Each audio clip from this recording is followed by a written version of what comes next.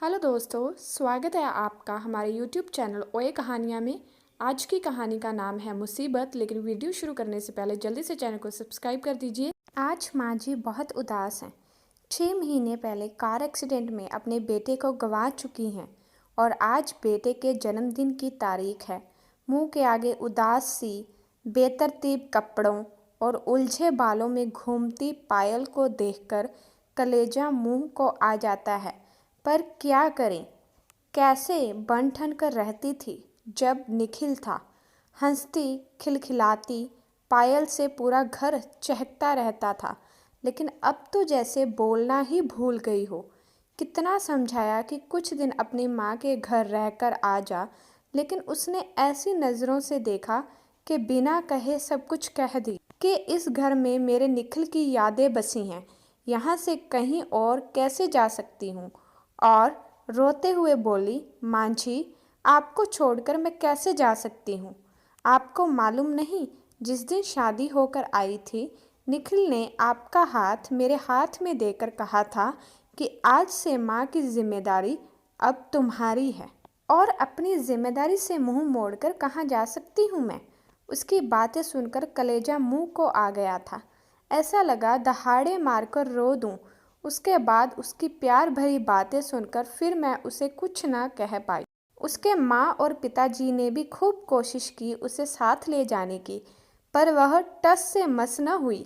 उसने साफ कह दिया, अब मेरा जो कुछ है इसी घर में है, इसे छोड़कर मैं कहीं नहीं जाऊंगी और माँ जी की देखभाल की जिम्मेदारी निखिल ने मुझे सौंपी है और मैं अपनी जिम्मेदारी से मुंह कैसे मोड़ सकती हूँ। माँ जी ने भी अब सब कुछ उस पर छोड़ दिया है। निखिल की बहनें भी एक हफ्ता रहकर अपने अपने घर चली गई थी।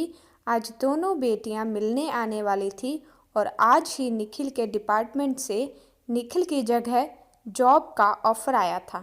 माँ जी ने कहा, तैयार हो जाओ, मैं खुद तुम्हें नौकरी ज्वाइन करवाने चलूँगी।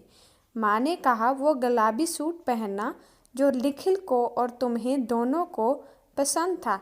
पहले तो वो ना नुकर करती रही, पर फिर माँ के जोर डालने पर पहनकर बाल संवार कर आई तो माँ जी मन ही मन उसकी नज़र उतारने लगी। तभी बाहर गाड़ी रुकने की आवाज़ आई। देखा तो निखिल की बहनें थी। माँ जी ने कहा, आओ आओ बेटा, आज पायल की नौकरी का पहला दिन है। तुम लोग बड़े अच्छे अवसर पर आई हो। अब हम सब एक साथ मिलकर इसे नौकरी ज्वाइन करवाने के लिए चलेंगे। माँ की बात सुनकर दोनों बहनें मुंह बिचकाकर कहने लगी, माँ, नौकरी ज्वाइन तो ठीक है, पर ये लाल गुलाबी कपड़े पहनकर ऑफिस जाएगी तो लोग क्या कहेंगे, किस किस को जवाब देते फिरेंगे हम। पायल तो एकदम रुआंसी हो गई और बोली, माँ, मैं कपड़े बदल लेती हूँ। तभी माँ जी ने जो कहा सुनकर पायल उनके गले लग गई और दोनों ननदों का सिर झुक गया। माँ जी ने कहा, मेरा बेटा मरा है, बहू अभी जिंदा है और बहू नहीं, बेटी है वो मेरी।